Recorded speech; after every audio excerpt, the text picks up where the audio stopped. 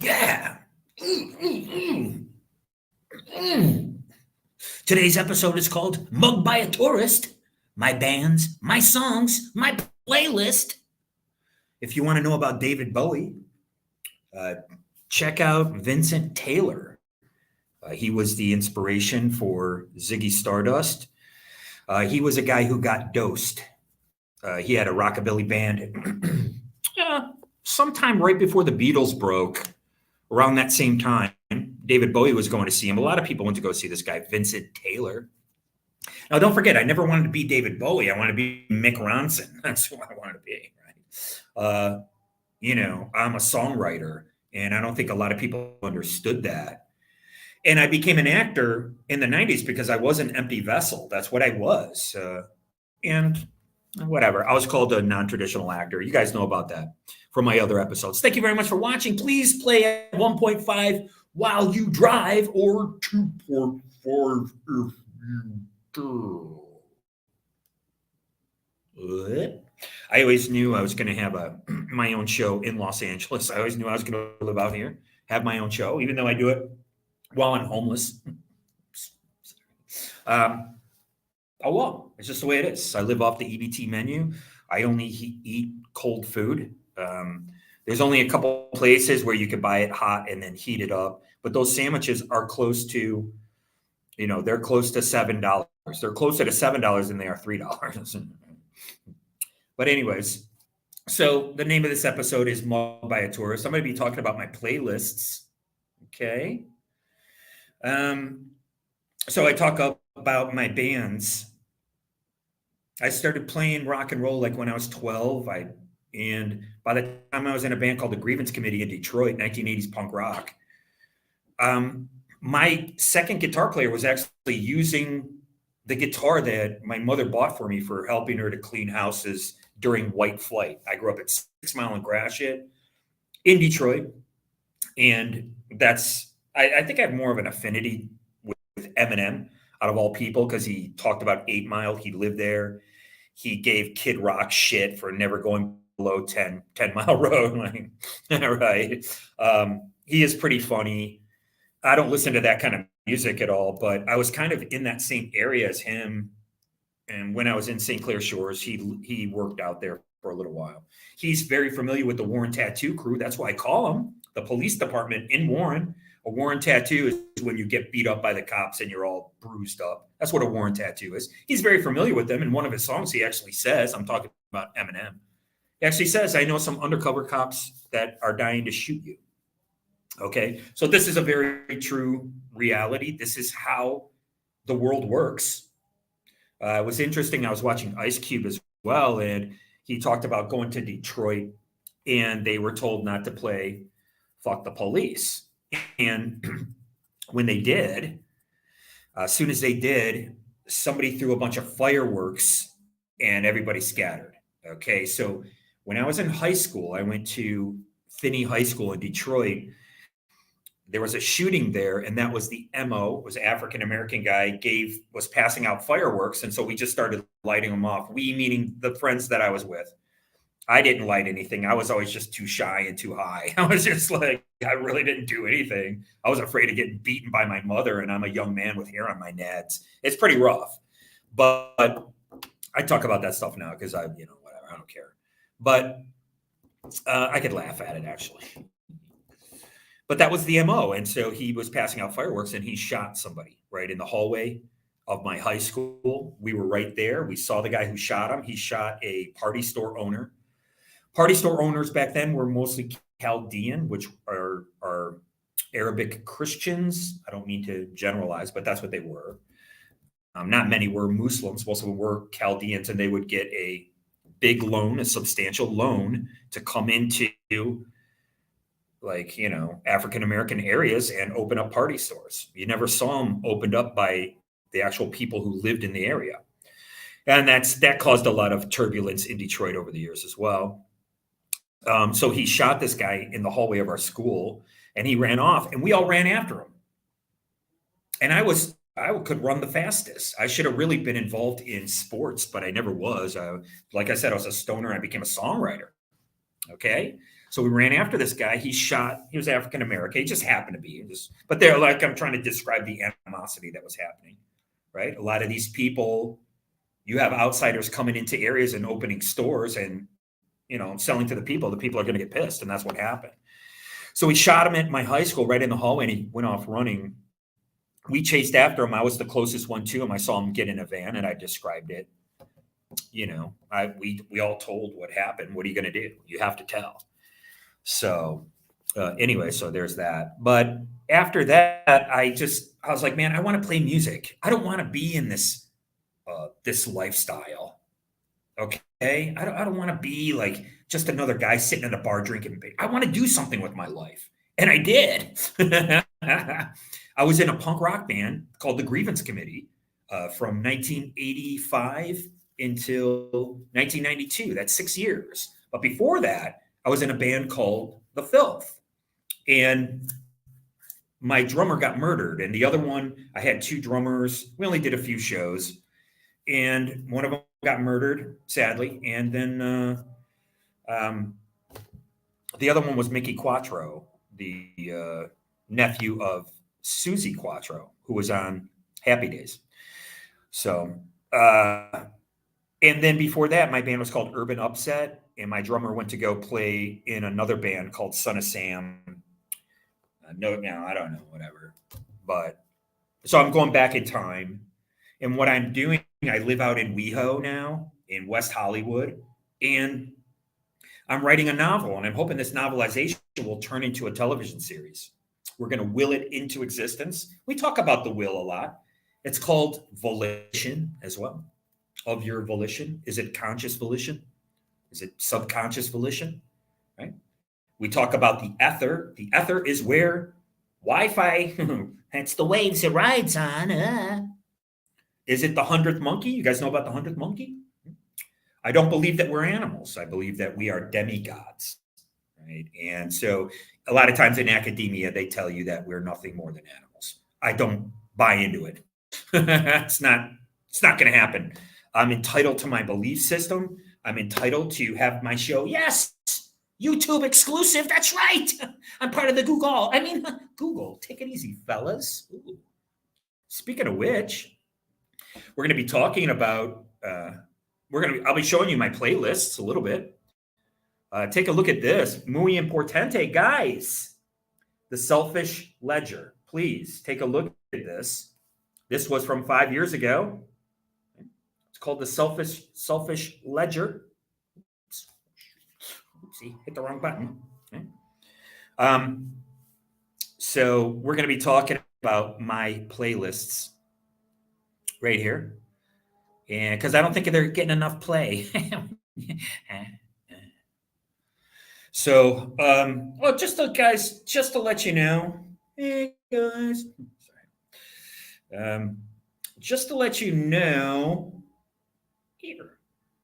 So I was in a band. I was in a punk rock band. I learned to be a songwriter. I didn't realize that like these guys with these tattoos and all these big tough guys were actually cowards, phonies, gossips. I call them giggle behind the hand. GBH. Yeah, it means something else where I come from. Green Jello for breakfast in the hospital? Oh, boy. Right? And so by 1992, I had already done 3 plays in Michigan. And then here comes these muckalucks writing white power on the wall of 1515 Winder. My drummer was there. Later on, he participated in not only a QOP down in Florida, but he put behavioral malware on my computer. And the corrupt police officers in Michigan were set to come in. They were going to murder my mom and dad. They could blame me for it. And then they would have the property because that's what it's all about. My wife was also involved in a Cash for Smells op in the state of New York. Why she did it, I don't know. I wouldn't live with some broad who I was torturing. I mean, like, what? The people who I'm most afraid of are people who've never been to jail. I worry about those people. Okay? These people are pieces of POSs, we'll just say. Okay? And they're now it's writ large. You go ahead and set people up. You lie. You LARP. Okay? I told you in the 90s, some former girlfriend of mine sends her mom with some dumb police officer to do the same thing in the 90s. Hey, man, you broke up with me. And I'm such a nice guy because I am my mother's son that I thought we were friends up until 2000. I'm sorry, 2021. I actually considered people that I worked with at Harmony House Records to be my friends. Let me tell you something.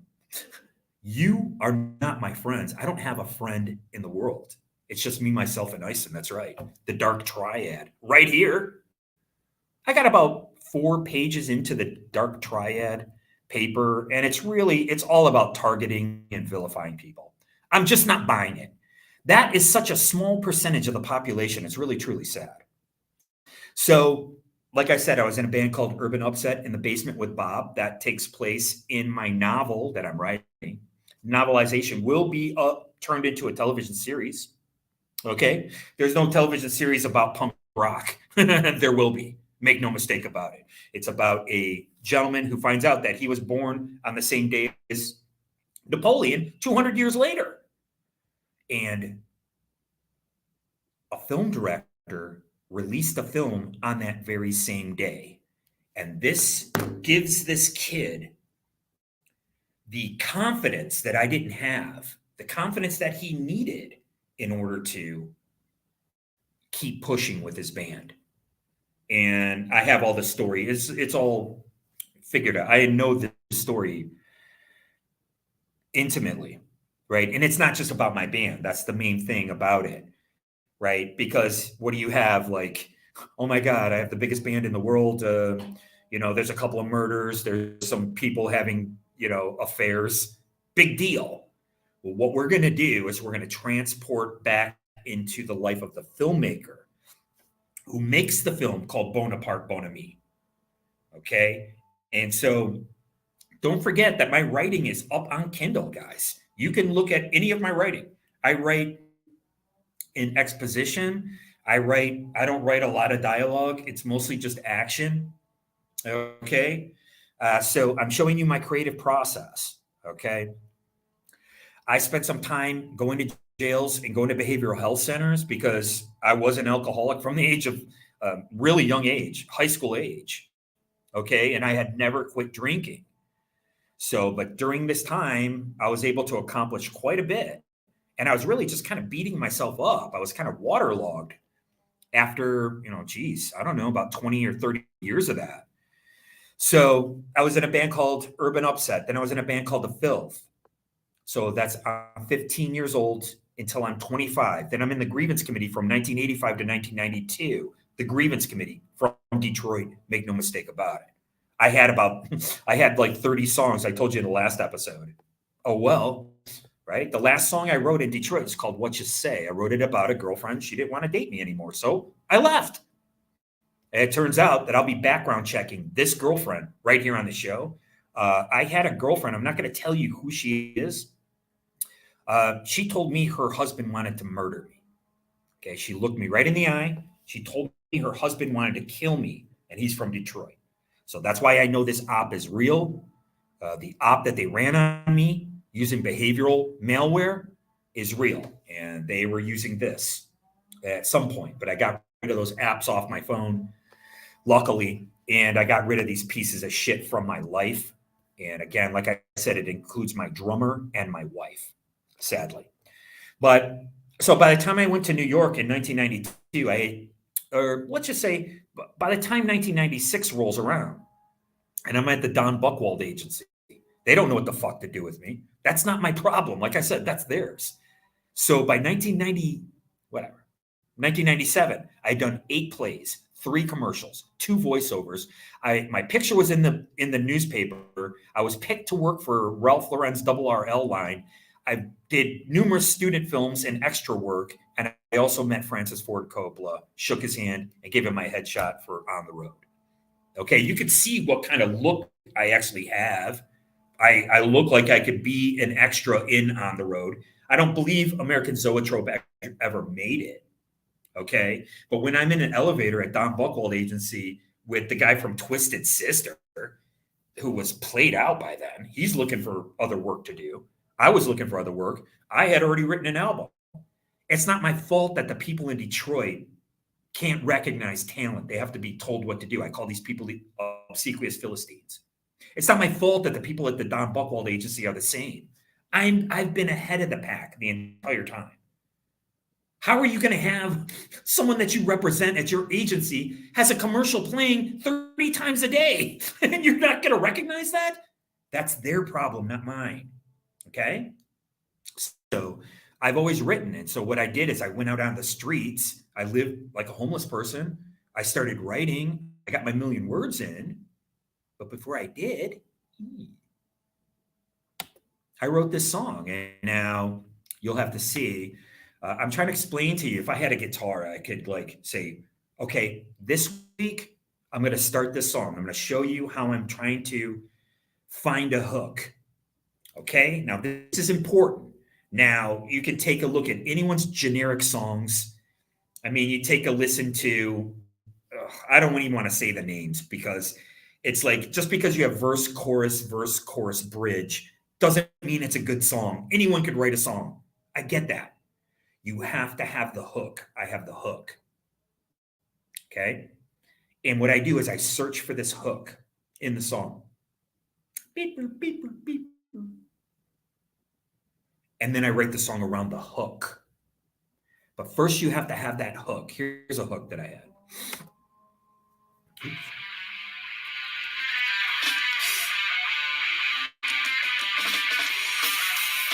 You guys hear it? Don't want to be in a night. Why you think you're so bright? Cause it's not 1969.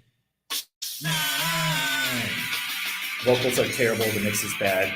Just hear the song. Do anything, just. It's a terrible vocal performance.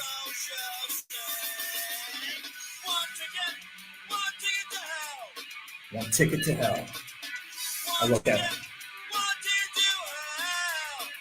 It's gonna get sad. You hear that hook? It's a great song. I knew it was great.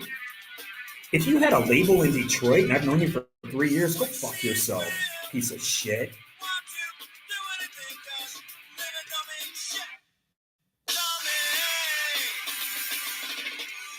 These lyrics are kind of mediocre. They could be changed. I don't care. Anything's subject to change as far as I'm concerned, except for the hooks in the song. I'm talking about a social scene. I didn't want to be part of it. The girl who had a record label, Chaos Records, supposed to put out our music, she had sex with our bass player. And like, oh my God. That's what I'm singing about. I'm like singing about this, you know, who had sex with who in the bathroom. Who gives a crap? Here we go.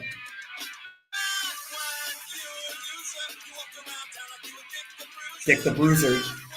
That's Detroit right there.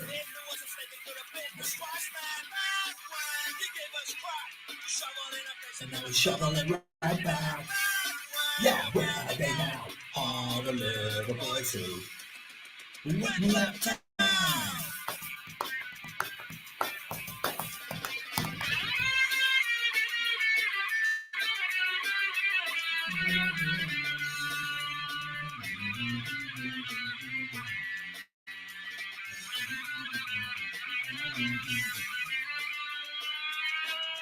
Song's called Back When. I need you off my back. I think I messed up the lyrics. I need you off my back.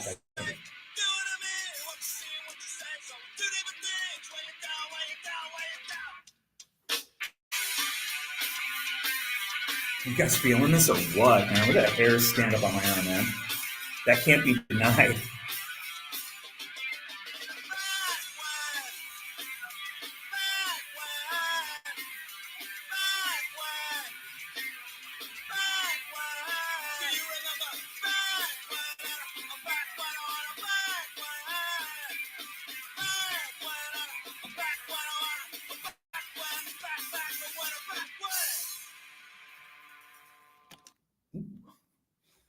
So you can't deny that hook. That's a great song. It's a great hook.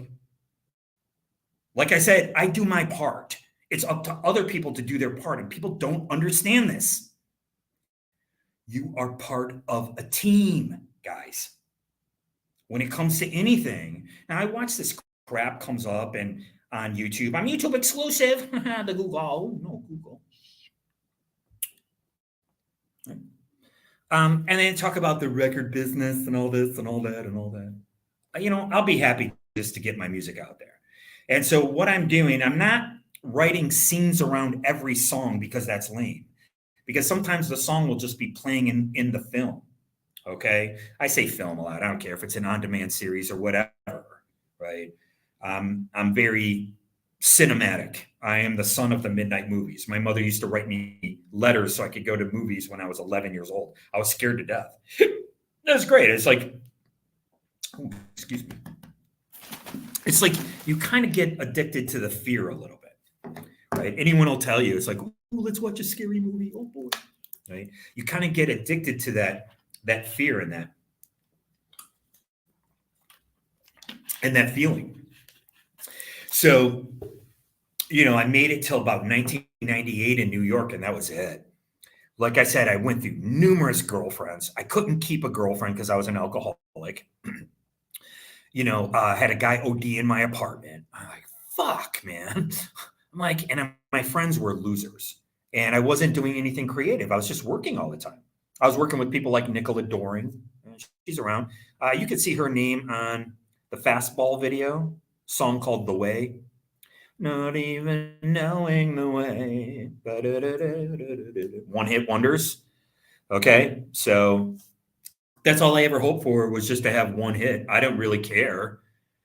Yeah. Like, look at Norman Greenbaum's Spirit in the Sky. Like, in that song, like, he was able to like really eke out a pretty good living.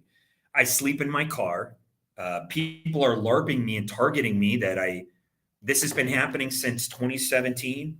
And they're just, it's like they tease you, and, I've had weapons pulled on me and stuff like that. And, it's just like, you don't know if someone's going to actually, and I've been physically attacked. I've had to fight back. Right? I was just mugged out here. The guy didn't get anything. He certainly couldn't get under my chin, whatever. So, but anyways, here's my playlist for Linoleum Blown Apart. So in, I don't know, whatever, 2020, I thought I was still friends with people on Facebook. I knew I was being LARPed, but I didn't know that they were utilizing the Facebook app. My wife was aiming this at me, and she could crank it to 11, and it causes you to have verbal diarrhea. It causes you to have, actually, it's called verbal violence. Okay. That's what it's called. And they were using this on me nonstop. They, meaning those involved. My wife was involved. My drummer was involved for sure. Okay. My name's Gordon Douglas Ice, and I was married in Queens, New York. So if that information is still out there, it was so terrible that I went for a CAT scan because I thought I was having an aneurysm. So, but again, I'm not a crying victim. I don't really care. I've talked to numerous lawyers. They don't give a fuck. I'm like, go fuck yourself, Gordon. I'm like, well, I've been listening to that since I was a kid. So I'm just going to basically do what I want with my life. And part of that is Linoleum Blown Apart. This is, right, it's going to be my novel, but we're going to turn it into a television series. That's why I'm out here in Hollywood. I am on the other side of being blackpilled. I don't really care. I created Coco Pro, the counter conspiracy program. None of us created these conspiracies. But what I discovered from being off of social media is what happens is you're getting the AI is, I don't want to say you're becoming delusional, but it's deluding you. And you're becoming enveloped into these stories, and I just call it confirmation bias. That's all it is. And it's coming through this AI, and you're being satiated. Okay. And so they can run these ops on you, and they run them through this device. Okay. And so that's okay. As long as you understand it. And that's why I created Surfing the Aggieverse. Like, okay, so I'll go to the store, and out of the blue, I'll just look at the artichoke dip. I'm like, wow, I haven't had that in a long time. Now, let me get some artichoke dip and some pita chips, right? and I'll eat it, and then I'll come in, and then I'll watch somebody who I'm really like their show. I talk about shows that I like, and and I watch their show, and they're like, "Oh my god, we went out to dinner, and we had this great artichoke dip," and I'm like, "What? So did I? I had that too." Okay, so whether or not this is a synthetic synchronicity, I don't know, and it's seeming like that it is. It's seeming that you're like in a nexus and you have these synthetic synchronicities and it's getting you more and more tuned in, right? Like you don't see me sitting here asking you guys for money. I don't have a fake GoFundMe because I tell you something, if I did, I'd probably shoot to the top of the charts, or right, I'd get a lot of people. It's almost numerologically impossible for the amount of views to be the amount of thumbs up to be 10% of your views. That's a mathematical anomaly, really. It would fluctuate. You know, a lot of people give you thumbs up sometimes you don't. But when you look at the view count, it's always 10%. So let's take a look at some of my songs here. I never really counted them. You know, everything's backwards for me. Hello. Okay. Here's a song called Ludovico Technique. It's the first one up here. Now, my band was called Grievance Committee. And I spent time out on the streets writing Two-Legged Animal. People didn't know that I was writing a novel. I'm sorry, it's not a novel, it's a memoir. I'm sorry. And I didn't write fiction. I hated fiction at the time. I thought certain people did it good. Iceberg Slim, Eddie Bunker, people like that. Norman Mailer. All right. Well, I knew I wasn't them. Right. And I turned in my headshot to American Zoetrope, shaking Francis Ford Coppola's hand. Quite the accomplishment, how I came up. Right? I don't need smoke blown up my ass like a bunch of phonies in the 1980s Detroit punk rock scene in Detroit. It's just a big fucking popularity contest. It's gross. That's what I write about. And that's what's going into my property, Linoleum Blown Apart. That was my second band. When I came back to Detroit, I was at a place called The Hive, and I was actually writing songs, and they knew it. They called my drummer, who's autistic. They told him, "Oh, you have a show." And that's when I knew these cops were targeting me. They all know that I'm the prime mover. I'm the songwriter. I'm the singer. So why wouldn't they call me? Well, they called him because his brother's in the Warren Tattoo crew. They're just racist, idiots. In Warren, Michigan, that's the whole point. You're either African American or you're white in Michigan. You don't get a chance to be anything else, right? And then on the marquee, they put Blown Apart in the parking lot. My band was called Linoleum Blown Apart. And don't you ever fucking forget it. It's pathetic, man. It's just really sad. And these ops have continued. And the ops came in with my wife. I was supposed to commit suicide, and this was what they were using. And they use it to disrupt your sleep. And that's how they get you to start. And then, really nefariously, they can do behavioral malware. And they were doing it also down in Florida. So I don't want to see my wife raped or beat up, but she sure wanted to see me raped and beat up. Not sure why. I guess it's okay if it's a guy, right? I never crossed my drummer, and I never crossed my wife.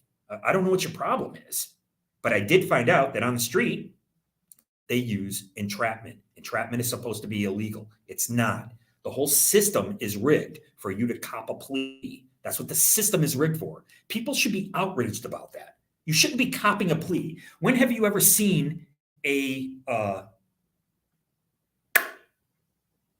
public defender go all the way to the Supreme Court? You never will. Oops, I don't mean to be loud, but you never will. Okay? So that's why I said, you know what? I'm not a political activist because I know the game's rigged, just like the music scene in Detroit, just like the acting scene in New York. I'm a non-traditional actor. Excuse me? You guys get my resume? I told you my resume. And here I am going to Don Buchwald Agency, and these people don't know what to do with me. Like I said, it says more about them than it does me. Listen to the hooks in my songs.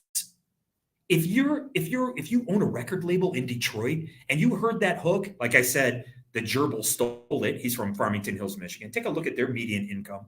Take a look at mine, 48205 in Detroit. He stole one of my riffs. He sold it. I call him the gerbil. And he sold it to Fox Sports Net. Okay. I talked to numerous lawyers. They don't give a fuck. Oh, well, I've been deposed by a lawyer, and I've had a lawyer tell me, did you want to make it about race? My wife actually bought me Afro Sheen for Christmas and a do-rag. That's what she bought me for Christmas. That's what she thought of me. Oh, that's on her. That's not on me. Get a good laugh out of it while you can. So here we are. Here's all my songs. Sorry. The first one right there is Ludovico Technique. I wrote this song in the 80s, guys. That's why all this stuff is going into my property. The band Linoleum Blown Apart, they're not going to be singing this song. This song, Ludovico Technique, goes to another band.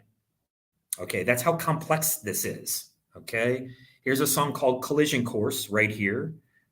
This song is going to be played with a keyboard. Now, don't forget, all these songs are going to be re-recorded. You're not going to use the original song.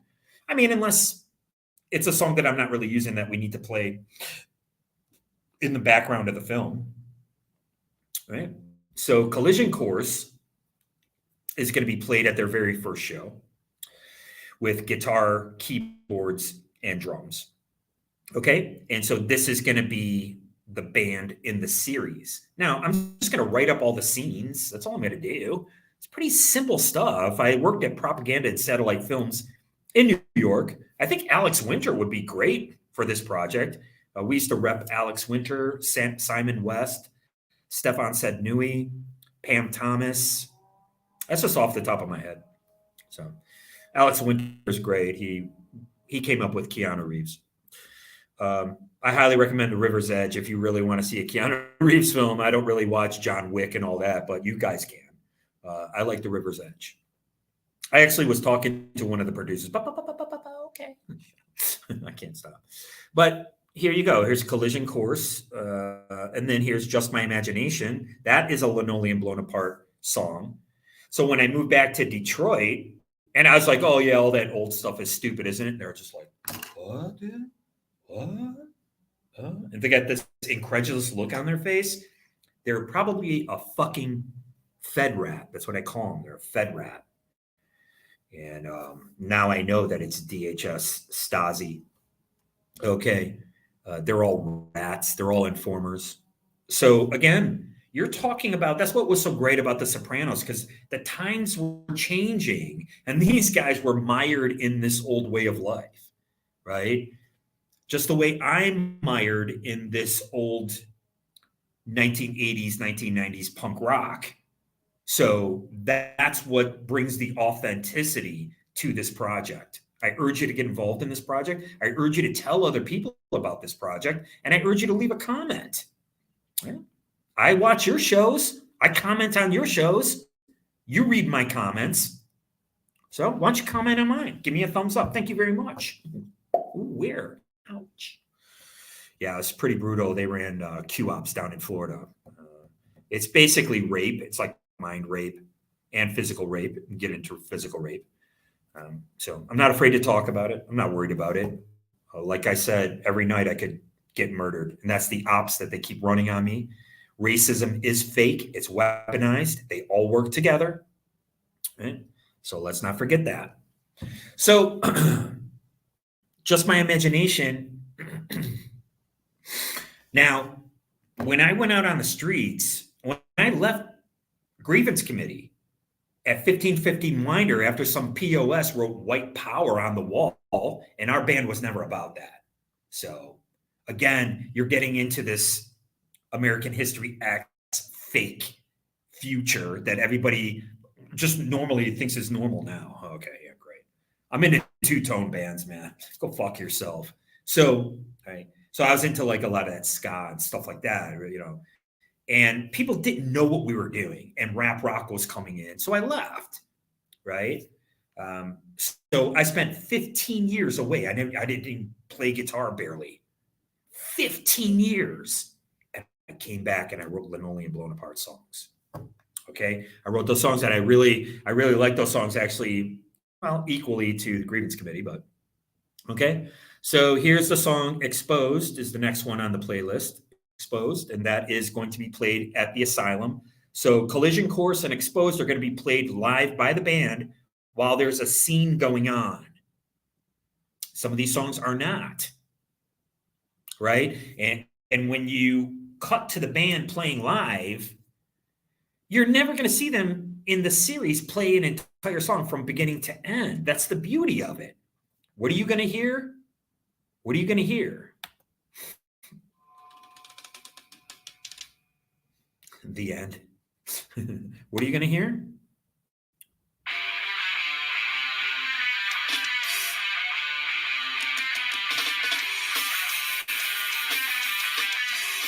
You're going to be like, wow, I like that. You're going to be walking around the house. You'll be like vacuuming or whatever, dusting. You'll be like, it's going to be stuck in your head. Why? Because I worked really hard to do that.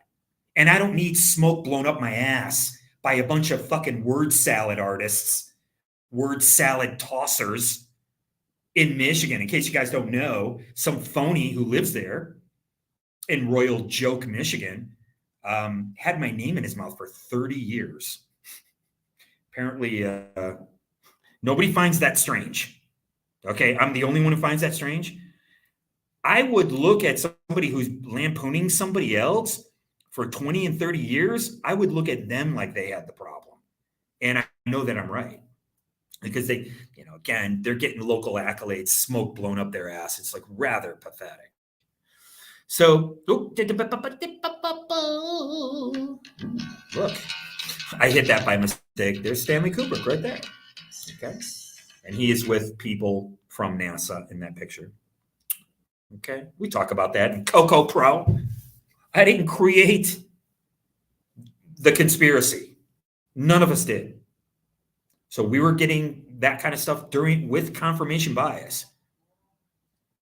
And I'm fully capable of believing whatever I want to believe.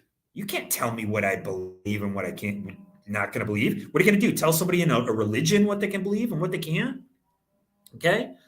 So then we have a great song right here. I wish I could find it. Let me find it here. That's right.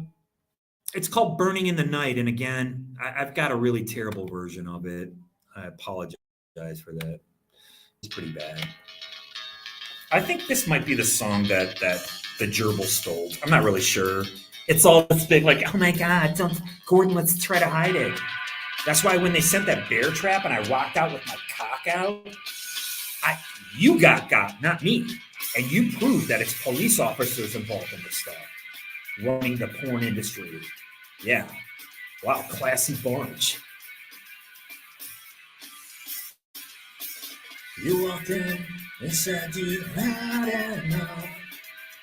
You said you wanted to escape.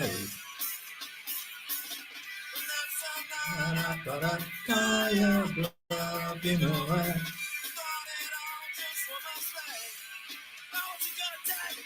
But in a night, like Detroit, Devil's Night. So it's a terrible vocal. It's a terrible mix. The band is like crunched down here, and the mediocre vocals are like right there on top. Like, this is just like, I don't like the band U2. I don't have anything for them or against them, but I do know that Brian Eno produced their record. Okay. I don't know if I saw Majesty Crush. Sorry, I went the wrong way again. Wrong way, Feldstein. Right. But I do know when you listen to Majesty Crush's record, go buy it. The singer was murdered right here, death in custody right here in Los Angeles. David Strouder, around the same time that I was supposed to self-harm in this op. And I repeat every show. My drummer knew about it. My wife did too. It's really sad. I never hurt any of these people. I don't know what their problem is. They needed me to die. It's just like, really, dude? I never thought that strongly about you. Maybe I need to. Right? So David Strouder was in a band called Majesty Crush around the same time as the Grievance Committee was out in Michigan. We're now called Linoleum Blown Apart. Make no mistake about it. I wrote every single song with non-musicians. Okay? And take a listen to that album and what a shitty production is. No offense, the songs are good. You got to have an ear, and most people don't. Right? That's why I know we can sell a ton of merch in the Linoleum Blown Apart universe. Don't forget, right out here, I just walked up to a girl. She had a Blink 182 shirt on. I go, hey, would you watch a television series about a kid in a punk rock band who has the same birthday as Napoleon? And he develops a Napoleonic complex? She goes, hell yeah. That's my audience. She's like, she was about, I don't know, 20 something. My God, between the ages of 25 and 45, I can't tell what people are. In case you don't know, I'm 57. Heinz 57 too. In my 23andMe, okay? Right? I got the jab to get a job. If people want to eat bugs, they can eat bugs. What do you want me to do? I'm not going to talk about the medical mafia. If you take a look at the show House was medical Deep Blue. I talk about Deep Blue. Do you guys want to see it? Since we're flipping through, you guys want to check out some Deep Blue stories? Let's take a look at some Deep Blue stories. And a Deep Blue say. Let's take a look. Ooh, let's go with Google this time. Here they are. Here they are. What are you going to get emotionally invested in today? Here you go. I don't know. I don't read these. I don't read this stuff. I'll flip through it every once in a while, but take a look at how many Bing has. Take a look at Bing. Bing has like, ooh, having a fling with Bing today. Look at that. Look at how many stories they have. I think I could have went to a second page on Google. Look at this. I mean, just endless. And what I found out is that you become immersed in this. You become swimming along, right? That's why I call it surfing the Eggyverse. You got to pull yourself out of that, right? You'll be stuck in that wave. I have a song called Wave. That is going to be their grunge biggest hit. It's called Wave. I know you can't hear it because you have a tin ear. But I need somebody who's like Rick Rubin, who can hear the song. It's like, yeah. I hear the hit. I hear the hook. I hear it. Yes. Then we get the band, either a band of musicians like Backbeat to record all the songs and then have the actual actors in the show mimic the band, which I think is fine.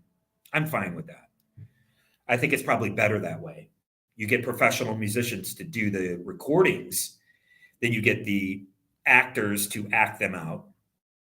It's just easier, right? You can get better actors. You can get them more committed, less distracted, right? Or you could put a band together for the film. Doesn't matter. Or the TV show. So just taking another look here very quickly. I don't know. I didn't really count the songs, but let's see here. There is Burning in the Night. I just played for you guys. It's a love song I wrote for one of my girlfriends. Let's take a look here. Here she is. I was dating this person. That's all. That's me. That's her. That's it. There you go. Still big deal. Just another girlfriend. You know, I don't know, understand why police officers and people got to fucking target me, man. Just because you set people up. Yeah, I took the bait every time. And I found out that it's all entrapment. They entrap you. They're involved in like sexual shenanigans. Let me tell you something. When I was in North Carolina, I was going to write a book instead of writing Linoleum Blown Apart, which is what I'm writing now. I was going to write a book called I Comma Son. I was in North Carolina. I was going to meet my kin. And I ended up going out for a couple of pints and some French fries. And I met somebody from the sheriff's department. He told me that for, 20 years until he got his pension, he was down the road over here arresting people for smoking rocks and having sex with prostitutes. And now, you know what he does? That he's retired. He goes down there, gets rocks, and has sex with prostitutes. Okay? This is a police officer told me this. Right in my book, Two-Legged Animal. Where I was 11 years old getting weed, and this kid goes, yeah, I get the best. No, what did he say? He goes, yeah, we get the best stuff. His dad's a cop. This was told to me when I was 11 years old. What did I just say about Eminem? He's like, yeah, I know some undercover cops who want to fucking shoot you. They want to kill you. That's what these guys want to do. They want to kill you. And it feeds their ego because they're strung out on adrenaline. I was tapped to become a police officer at 1300 Bobby, and I tell you guys this all the time. So here it is, and here's my book. Here it is, the first draft. Two-legged animal. Ooh, here it is. Can't see it? Can you see it? Here it is. By Gordon Douglas Ison. I'm the only Gordon Ison that matters. Please listen at 1.5 while you drive or 2.0. I talk about a lot of things on this show. Okay. So I don't know. There's all the chapters of my book. All my writing speaks for itself. It's right on Kindle. I never got a dime. I got to tell you guys every show, I got fired from Amazon when it was revealed that they were quote unquote running game. Well, I had known that ever since I lived out on the streets. I think it's sad. I don't think targeting individuals has any merit. But in case you don't know, that's what police departments do. Okay. So if you want to go carry around a sign and saying there's no justice, yeah, you're right. Because justice is arbitrary. It's not tangible. You're never going to get justice. Right. But if you want to believe that, right. So we're choosing what we're going to believe in. Just like me, I'm choosing to take 2 years and what time is it? And writing my novel, Linoleum Blown Apart. Part of my novel is up, guys. Guess what? Ooh, that's the big reveal. Go to my Kindle page and you'll see I got part of Linoleum Blown Apart already up. Okay. All right. So I talk about a lot of heady things. Here's a song called Death Valley Ride. It's a great song. I love all my songs. This was a Manson inspired song. Don't forget, I got creeps, Peckerwood creeps telling me they're going to turn me into the new Manson. And I got African Americans telling me they're going to turn me into the new OJ. Excuse me? What the fuck? So you're basically admitting that who was running those ops. They are ops. And, no one will ever do anything. Nobody ever questions anything. Nobody ever brings it up. I bring it up on my show. Why? Because I have a very unique perspective that not many people have. I'm not afraid to talk about stuff, right? I told you about the whole Oedipal complex. It's not about having sex with your mother. It's actually about being attracted to somebody who's like one of your parents, like Bijou Phillips. Bijou Phillips' father allegedly is sexually aggressive. And then she married somebody who's allegedly sexually aggressive. Do you see this? Okay, it works both ways, right? Men marry or get attracted to people who are like their mother. And when you say that, it's kind of for the comedy clubs. It's like racism. Racism is for comedy clubs, in case you guys didn't know that, in case you guys buy into the lie, like the morons in Michigan do. They all buy into it. They all believe it. They'll believe anything. That's why that word salad tosser artist used my likeness in a murder article. Right? So, and they just keep going. You guys want to hear The Drinker? This is Jimmy's song. This song is going to be about Freddie's father. Listen to the hook in this one. It's the same thing.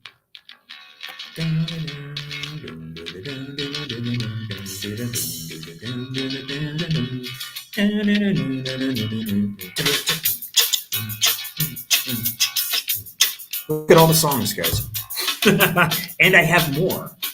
I actually have more. I don't have a band. It's 1 a.m. at the 3rd Street Bar.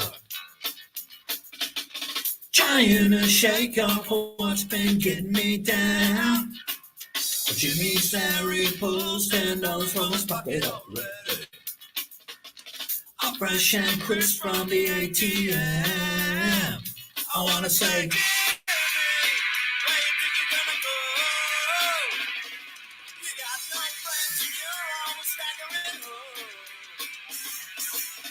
He won't come down and he won't grow up. Okay, so this song, it's the same chords over and over again until I get to the break. You know, we're right. I was into the Clash, obviously. I was into Stiff Little Fingers. That's who I wanted to be. I needed a second singer. I needed a lot of things. Oh, that's right. I abandoned my band the way my father abandoned our family. Well, what the fuck do you think?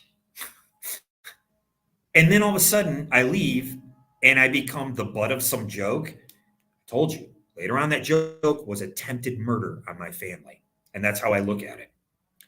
They wanted to kill my mother and father and steal their property. I'm sorry. I would never wish that on my ex-wife or my drummer. Maybe I should. Maybe I'm using my platform wrong. Maybe I should be wishing harm the way they wished harm on me. Maybe I should be running ops on people out in the street the way ops are being run on me. These ops are not making me a better person or a worse person. I changed myself of my own volition, of my own will. That is the power of the human will. That is the power of the spirit. That's why I'm grievance Gordy. I got a lot of grievances. That is the human spirit, man. Eh? I changed myself. I transformed myself. And here these guys are running these ops. It's all about humiliation, sexualizing people. Whoa, dude. What the fuck? Yeah. This is military grade shit. And the shenanigans never end. It's really sad. And I don't know, is it some nexus that we're in? Right? We talk about this morphic resonance. We talk about where Wi-Fi comes from. It rides on the airwaves. The electrons spin. The ions, electrons, these are actually interchangeable. People don't know that. Depends on what formula you're following. Okay, so there's two theories of relativity. There's general and there's special. Right? There's general relativity and there is special relativity. One of them takes place on a parabolic arc, and one of them takes place on a flat plane. Did you guys know that? And there you go. Right? One's 3D, one's 2D. Right? It's not speculative. It's theoretical physics. When you talk to these, right, physics professors, are you a theoretical physicist? Is that what you are? Because then you're only dealing in numbers. You're dealing in number theory. That's what you're dealing in. Okay? And what we do on this show is we form a hypothesis. Okay? And so this hypothesis, plural, it allows us to speculate further. Okay? A lot of stuff from the Beatles comes up. A lot of stuff from Paul McCartney comes up. And Paul McCartney wanted marijuana decriminalized. He was talking about this. Well, what do I know from my own personal experience? I'm living in New York. They're keeping marijuana illegal for years and years and years. Well, who's making the money? These old eye-tie mobsters. And they're pushing that money. They're getting a piece of it, and a piece of it is going right upstairs to the legislators who are keeping it illegal. And in case you guys don't know, I was using it for PTSD when I was 11 years old. It is medicinal. The founding fathers used marijuana. Everybody knows it. The early internet, they were botanists. Okay? The internet back then was mixing plants and doing botany and saying how, and doing these cures, right? Using medicine and utilizing these plants. Okay, so let's see what we have here. There's something called nutraceuticals. This is very important, guys. Nutraceuticals, not pharmaceuticals. These are nutrients, and guess where they're putting them? They're putting them in these energy drinks, and they're putting them in stuff like these hard seltzers. They're calling them hard seltzers. Okay, they're nutraceuticals, and these nutrients, we don't know how they're going to affect us. Like right now, they're calling people soy boys. Right? If you're a little bit too effeminate, you might be a soy boy. Well, they know that in soy and soybeans that there is uptick in estrogen. Your estrogen levels kind of go up by eating that kind of stuff. You become docile, but I don't know. Just like with the dark triad stuff, am I really buying into too much of it? How much are your testosterone levels and your estrogen levels changing? Right? Right. As you get older as a male, you lose testosterone, but women, they lose estrogen. Women get a little bit harder too. Right. So you got to look out for these nutraceuticals. Most of this stuff, it's called preventative. There was another name for it. Okay. So take a look back to the playlist, and these are just the songs in Linoleum Blown Apart. Look at this. It looks like Media Deep Blue right here. Look at all this. Look at all these songs. Here's Only Self-Harm. It was a song called Only Suicide that I wrote. And that's why they ran that op on me in New York. Sadly, my wife was involved. And that's how I know that Chester Bennington, Anthony Bourdain, Chris Cornell, and Kate Spade, because they did the same thing to me. And I lived. I lived to tell the tale. And I not only did that, but I was able to transcend all that. I was able to bust this drummer putting behavioral malware on my car, on my computer. I was able to do all of this stuff. And again, at the time, I'm thinking that I'm going to write another memoir. I wasn't thinking of Linoleum Blown Apart. And so at that point in time, I realized I didn't have a friend in the world. My family are 100% against me. I grew up with all sisters. They see in me my abusive father. And I do apologize if I've ever been verbally abusive to anybody. I've never rarely been physically abusive to anybody. And if I had, I more than made up to them for it. So, like I said, but when you have Russell Brand working for the BBC, and who's coming after him right now? The BBC.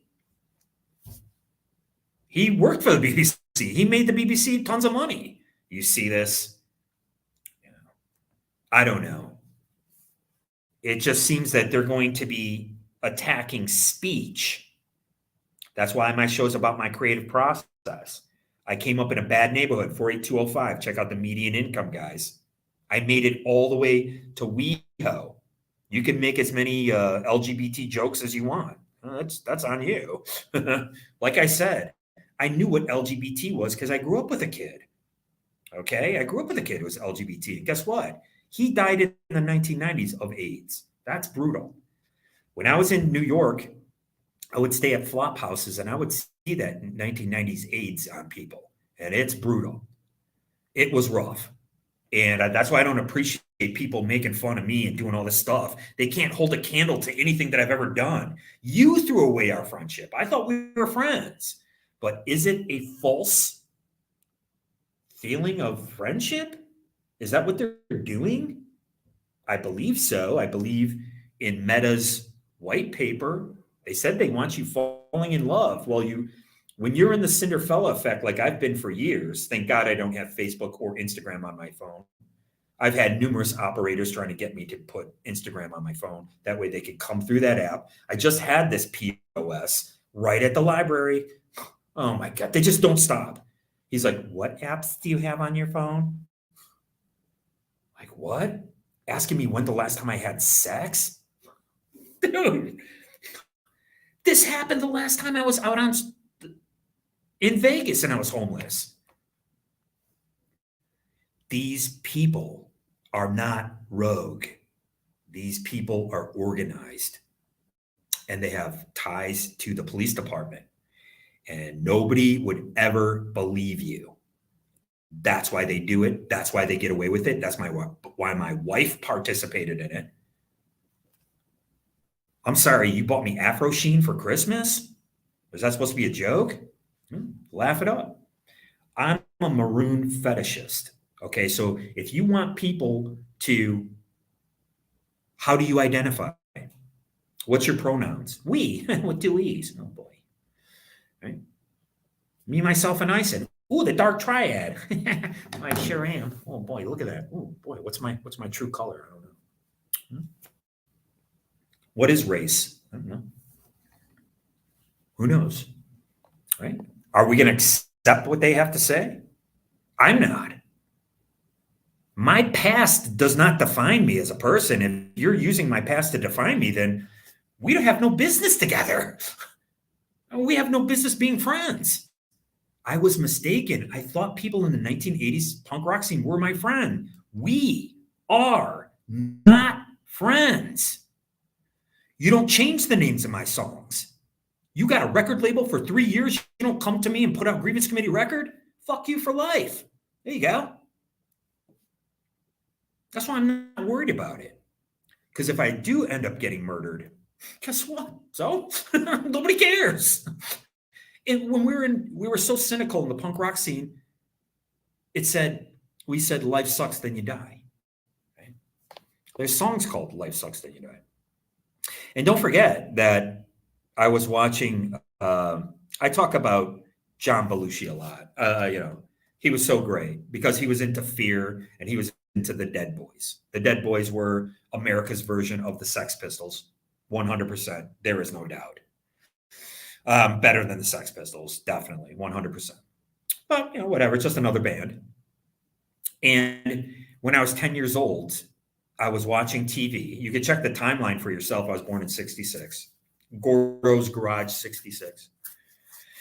And I watched the part of Saturday Night Live that I remember, the very first thing that I've ever saw that stuck in my mind was John Belushi dancing on the graves of the not ready for primetime players.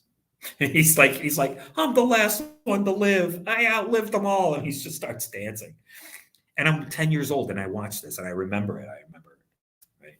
And later on in life in the 1980s, I realized that, John Belushi was into punk rock. I'm like, oh, that's cool. Right? Even though he was in Blues Brothers and all that. And I do like those bands from the Blues Brothers. God, I want to say the Rivingtons, Rubber Biscuit, all that stuff. Those songs are amazing. I can't think of the band that did Charlie Brown and all that. Amazing stuff. I used to listen to all that stuff. I love those songs. Those are great songs. They're a lot of fun. Anyway, so right, that's one of my earliest memories. I was 10 years old. So whatever that. I don't know where I was going with that, but I was going somewhere fun. Okay, so you can see 2, 4, 6, 8, 10, 12, 14, 16, 18, 20, 22, 24, 26, 28, 30, over 30 songs. I didn't know. I thought it was going to be around 30. But you could see that. So we're coming up from the bottom. We're at Cinematic Expressions now. I showed you a little bit of that, right? And then here's some songs that I really like. It's called Raves, Faves, and Saves. And the first one is Charlie Pride, Kiss an Angel Good Morning. This is the Out of Work Dad anthem. Kiss an angel good morning. Let her know you think about her when she's gone. See you later, honey. I did that so many times. Stay home and smoke weed. Your wife goes to work. I was a slacker, man. Like I said, there's nothing wrong with it when you're working together to try to have something, but not when you're with some POS who's running an op on you and they expect you to commit suicide. That's what the op was. And when I didn't, they just kept going and going. They, meaning those involved. And it involves this. Oh, sorry, not you, Charlie Pride. Okay, so these are some of the songs. I Don't Want to Set the World on Fire. Okay, I know they use that in a video game, but that is part of my property. I'll be writing these up. I'll be putting them online again. So I'm getting back on my feet now. I'll be writing up the treatments for Walter's films and putting them online. One of them is called The Spangled Banner, and the president, while he's going on a murder spree, he's singing the song. Why? Because he has the launch codes. He has nuclear launch codes. Are you guys getting this now? It's a Dr. Strangelove type story that Walter, the filmmaker, who grew up in a fascist country and escapes, writes with a guy who is like, what's that guy's name? The guy who wrote Nabokov, Lolita, with him. But in my story, his name is Jeremy Cloud. And just like Acosta, the lawyer Chicano lawyer, they call him Chicano, that Hunter S. Thompson was working with, that's what's going to happen to Jeremy Cloud. Like, he shows up with this book. It's about entheogens. He works with Walter for 8 years. He's hanging around LA. He's from a prominent family from the Atlantic elite power structure. People who are associated with the merchant class. He's part of these families, like Skull and Bones. They started through opium, making money, right? Delivering drugs. Later on, they made them sexy by making them illegal. Right? Anyway, so again, I can go all day and get into the minutia of Linoleum Blown Apart. So that will be a television series. We are willing this into existence. This is chaos magic. We are surfing the Eggieverse. We are putting it out there, right? Just like they told us the 100th monkey. Ooh. We are utilizing the ether, the Wi-Fi. And that's why I'm not afraid to talk about my ideas and my projects, right? Like single dad jokes. I think it's a great idea. I think you have something called the Big Bang Theory, right? It's very bawdy. You had a show called Wife Swap, okay? If anyone over the age of 18, they knew what a wife swap is. If Facebook ever wants to do a game show, they should make it and call it Life Swap. Okay, so this is what I'm trying to tell you. Howard Stern was being repped by Don Buchwald, but yet you want to pluck some moron like Yucko the Clown and give him a writer's room show? Look at the ideas that I could come up right off the top of my head. I mean, you would create a show. I even have a Jackass show. It's called Local Legends. It's a Jackass-based show. And what you do is you go around just like American, what's it called? Shit. Where those guys go around and they buy kitschy stuff and they sell them to Cracker Barrel, whatever. They go around buying signs, right? American Pickers. So it's a combination of Jackass and American Pickers, and you go around and you interview people, right? Like in Detroit, you would interview like the guys from the Trash Brats, and they would supply all the B-roll. And that's all you have to do is you do like little 15-minute interviews. It's called Local Legends. And these are people, you go to Baltimore, you go to all these big cities, you're like, hey, who's the old salt? Who's the local musician? Oh yeah, the guy he used to play with Miles Davis, this guy. He comes in here all the time. And you go talk to this guy. He's a drummer for Miles fucking Davis. You're like, whoa, dude. And it's like, yeah, I did all these gigs. And then you cut to all of his B-roll because he'll have all of that B-roll. And all you need is the host, and you need a 15-pass van and a Canon Red camera. Canon Red plus maybe this camera right here. And you can get all that footage. And you send it to the editor. That's it. Then you're off. You go to the next place. It's the easiest show in the world. It's the cheapest show in the world. All you got to do is just go around, talk to these old salts, get drunk a little bit, have a couple drinks with them, whatever they like, whatever their proclivity is. Take them out to eat their local cuisine in the city. It's called Local Legends. And people will want you to come to their city just like Gordon Ramsay, when he came to Detroit, I talked to the guy next door and I said, "Do you know anybody who has a snowmobile?" Because I'm a Detroiter. I'm not a Michigander. If you're a Michigander, you have boats and you have all this stuff. Snowmobiles, you go skiing, water or whatever, water skiing, right? Right. You have jet skis. I don't have any of that. I never did. Right. So if you see Gordon Ramsay Kitchen Nightmares in Michigan, you'll see him coming up on a snowmobile. Well, I called my neighbor and he called that guy. He's from one of the biker gangs. It's just how we roll. Right. So he's in one of the local biker gangs, I believe, in Michigan. Right. So again, I came up pretty rough. And that's why respect is earned. I don't go around telling people they disrespected me. The only people who could do that are people who actually And I understand ambivalence, but I also understand attempted murder.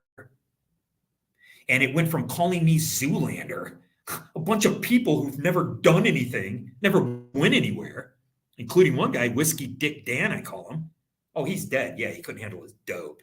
Good riddance. So anyways, so here's some songs. Some great songs on here, by the way. And I have the Stell. The Song Is Over by Who's Next, and There Is the Monolith. Remember, that's how we got here. Jimmy Page's Presence has the monolith. The Who's Next has the monolith. Stanley Kubrick had the monolith. You're looking right here on a monolith. You're probably watching me. Hello, on a monolith. It's the Stell. It's called orthogonality. Look it up on Wikipedia yourself. And you'll find some frightening things. Ooh, I like being scared. Okay, here's a great song by Pete Townsend, Pure and Easy. The one underneath is the demo. Great song. I love The Who. I love The Who, man. They were a game changer. Don't forget they did Quadrophenia. A lot of the same actors were in a lot of these punk rock films. This was meant a lot to us back then. And I'm reimagining this with Linoleum Blown Apart. I'm bringing it back. Our demographic is 25 to 85. I know I said 45 to 85. It's because I'm a Gen Xer, boomer cusp. Right? I love this song, Pure and Easy. And it's a demo version. It's great. I could listen to this all day. Okay. Well, this is what I heard. Okay. When I put it in my book, Two-Legged Animal. A lot of that stuff you could read for free. I've never gotten paid from Amazon, and I got fired from Amazon. It was revealed to me that they were, quote unquote, running game. When I heard this, I was in urban upset. I was 16 years old. If you don't like this song, don't come to me with some Detroit bands like BB and CeCe Winans. Fuck off.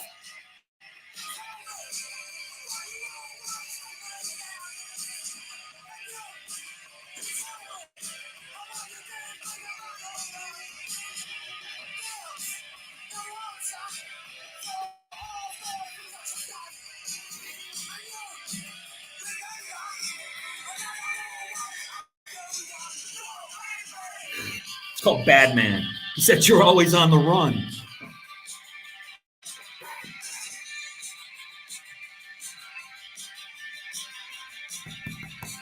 Okay.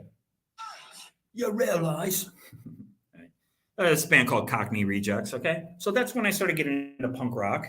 I started getting into alternative music, okay? At the time of U2, there was like 13 bands that were like U2. There was a Simple Minds. There was the band called The Church. The Church should be on here. They had a great song. I have Suicidal Tendencies, the band, a Game Changer, Cowboy Song by Thin Lizzy, Game Changer, part Southern African, part Irish, just like me. This is what I was listening to when I was a little kid. We didn't look any different than anybody else in our neighborhood, right? a home wrecker came in. They took our father out of our house. They seduced him like a dummy. He fell for it. And then one day he's standing out there and the woman threw him out and he can't come back to us because he fucking burnt that bridge. And now he's standing there. Some dumb hillbilly from Flatwoods, Kentucky. You just gave up your wife and your children. And now you're going to drive around and do what? Drink beer. That's what he did. And of course, I'm a kid, so he can never do any wrong in my eyes. You don't see this stuff when you're a child. I knew him as my dad. And I missed him. But I told you I love my stepdad more, right? Because I know what he had to put up with. And it wasn't easy. And him and my mother got physical with each other. Okay? They got in physical altercations with each other. It happens. And I'm tired of these holier than thou pieces of shit. Let's just say POSs. Going around acting just because you never got a traffic ticket. You're suspect to me. You're very suspect to me at that point. I don't trust you to save your life because those are the people who run ops on people. And they set you up for things that you didn't do. And that started with me at the Mirage. I write about it, the Mirage in Las Vegas. I write about it in a story called A Kind of Okay Looking Babe. And that's based on Jim Thompson. That's where I was going. My book was actually called Noir Essays from a Detroit Punk. I wanted to put the fact that I was into punk rock. Punk means greenhorn.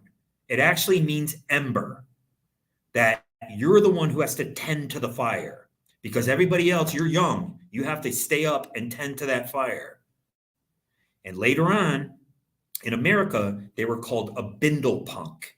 And a bindle punk was the hobo who would carry the satchel. He would have to carry all the stuff because he was young and they would make jokes. Take a look at the Coen Brothers film where they use Candy Mountain. Isn't it called Candy Mountain? Okay, he talks about the bindle punk. It's a joke about LGBT. It's like, yeah, you're my, and that's where the term comes from. And so in one of my properties, I think I want to try to do it outside so I can't get really loud in here.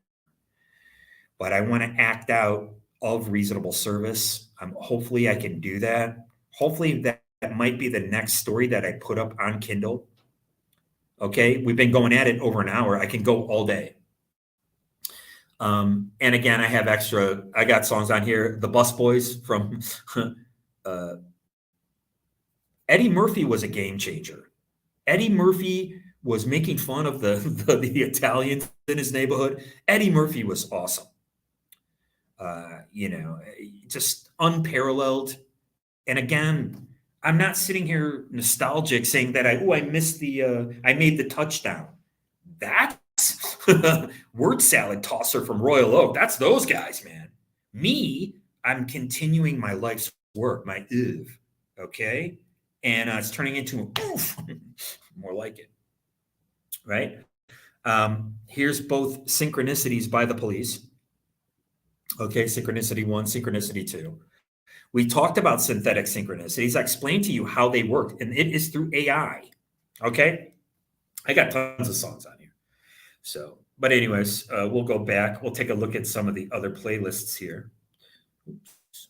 See, a lot of times it'll just F up, and I got to go all the way back. Oh, well. Ooh. Scary. All right, so playlists. Okay, so I started at the bottom. Here's Welcome to the Eggyverse playlist. This has Louis C.K. Don't forget, C.K. stands for carnal knowledge.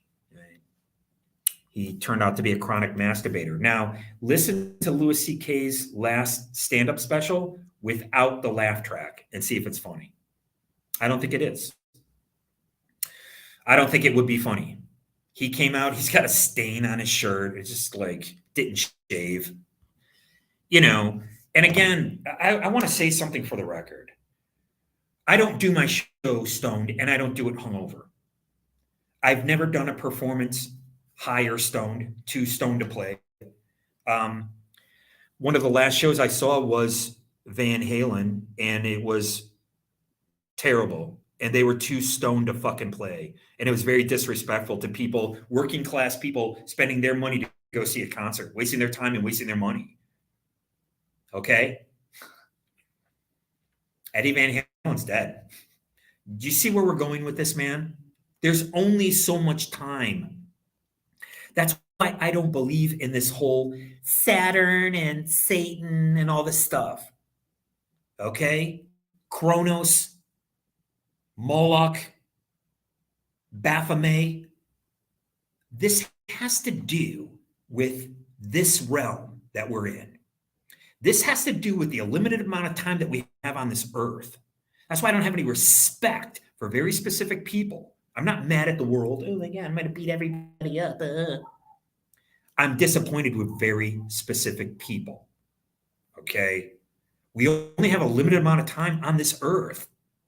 Okay? And when you realize the game's rigged, so much stuff that you're reading is complete fluff.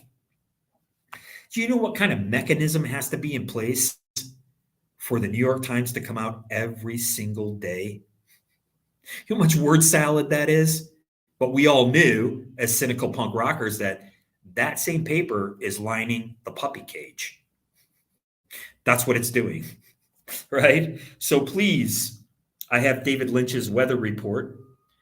That reminded me of one of my old videos that I took down where I had those glasses on, because he never had one with those glasses on before. I started writing Linoleum Blown Apart in the comment section right here on YouTube. Absolutely. I am the son of the midnight movies. Phantom of the Paradise, as talked about by the guy from The Darkness. That's another metal band that I really like. They're very similar to Queen. And don't forget, Queen had a song called Dragon Attack. It's about chasing the dragon. Dragon Attack. When you talk about the dragon, it was about chasing the dragon. Jimmy Page had the dragon on his pants. Chasing the dragon, chasing the tail of the dragon was smoking heroin or opium. And what do they do now? They're dying in the streets, smoking Fenty. Maybe we need to bring back the dragon after all. Thank you very much for watching my show. I appreciate it more than you'll ever know.